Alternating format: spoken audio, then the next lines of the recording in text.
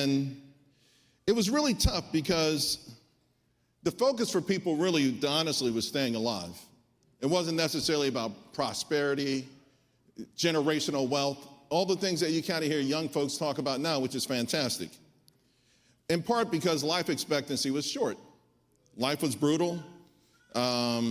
And so when things like that are in your environment, you think short term. You don't think long term. You don't think about investing. You don't think about planting seeds. People got high. People got drunk just to sort of drown their sorrows and their hopelessness. And be quite honest with you, it was a culture of self-destruction, right? And in part because it was learned behavior, right? You learned that from day one. And people didn't think that there was any sort of different outcome. You know, one of the things that was sort of an unwritten rule was, how do I get this up here? Okay. So one of the things that was sort of an unwritten rule was that whatever I did will come out to the same conclusion. So if I worked hard or if I didn't work, I would have the same thing. You know, I used to wonder with my mom sometime, like, why is she working when our neighbor's mom doesn't work and we got on the same clothes and live in the same building? Go to school, drop out, same conclusion. Commit a crime, don't commit a crime, same conclusion. So I was born in New York. My parents lived in Harlem. My father joined the Army soon after I was born, and then we started to move. Every single year we moved somewhere different. And so growing up, I wasn't exposed to winos or junkies. In fact, I lived in beautiful houses, tree-lined streets, cut grass. Now, we weren't rich. I was cutting the grass. And Pop was old school. He made me use the lawnmower that didn't have a motor. He was old school. We had one with a motor in it. And I'm like, Pop, what's up? I was the motor. It was cool, though, because my mom used to feel sorry for me and come out with the, iced tea and whatnot, But it was an amazing life. At night, I would watch my father. He loved being in the Army. My father and my mom passed 7 years ago, 1 month apart. And my father's wife, his widow, says she thinks he died because of my mom, because there was nothing wrong with him. He died a month after her. And I used to watch him at night, get ready for work. I got to tell you, anyone ex-military, any former military? You know Brasso, the smell of Brasso? So my man get his buckle, be polishing that buckle with that Brasso and the smell, and it just hit me, right? And I would watch him shave and get ready. Like me, every time I get ready, every morning, I think of my pops. My gig line is straight. He might not approve of the suit, but that's something different. I went to work with him a few times. He got respect. He was well respected. And I took it for granted that that's just how people were treated, even black people. I mean, there were black officers and people saluted them. So I just kind of took all of that for granted growing up on these Army bases. We would go exploring all the time, wherever we lived. My favorite place was Okinawa, Japan, because we would leave the base and it was like going to a foreign country. Everything was small. They had these trucks with 3 wheels, one in the front. They had this distinct aroma in the air. And also, I was so jealous of those Japanese kids. You guys ever seen them Japanese comic books? They're like yay thick. I'm like, what? My comic book was like this thin.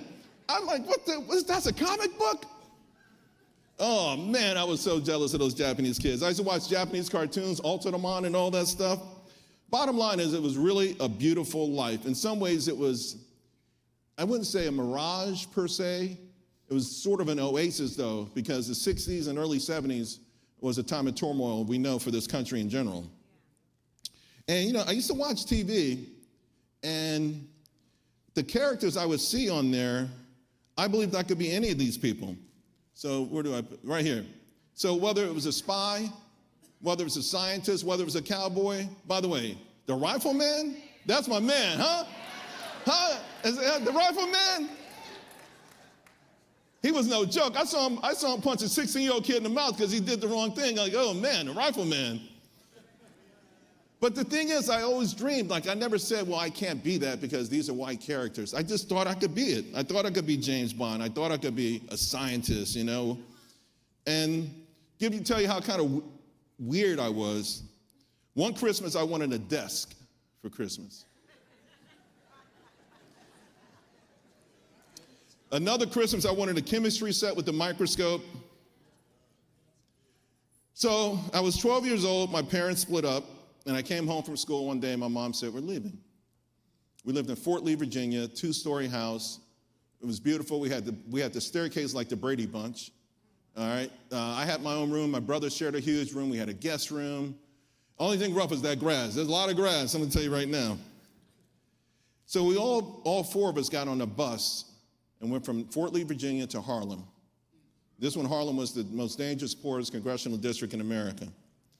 And it was a mixture of things, right? I mean, the excitement, getting out that subway station for the first time, and the music and the boom boxes, music coming out windows, cars, boom boxes.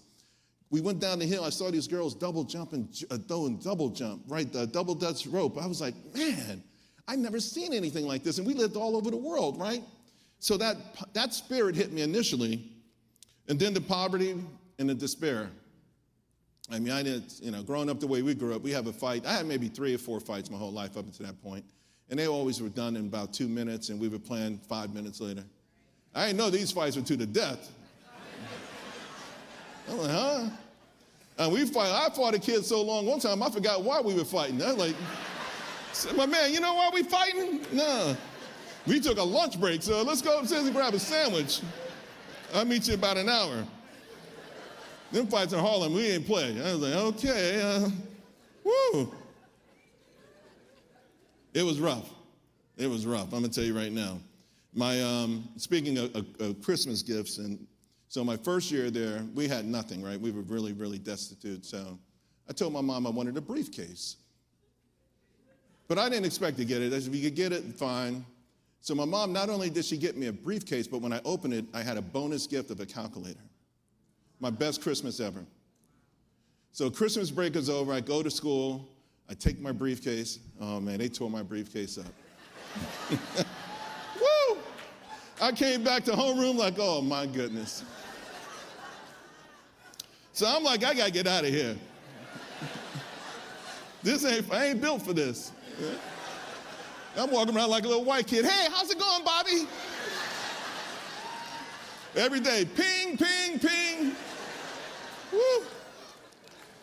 So I'm like, all right, well, I'm the oldest. I got to do something. So I don't know what age, but at some age when we're young, we all equate money with Wall Street, right? You think of money, you think of Wall Street. So I became interested in the Wall Street Journal. And I started to read the Wall Street Journal. Now, the good news, it was easy for me to get it. Because when I would go to the newsstand, right, they had the big newsstands in New York. I'm sure they used to have a lot of them.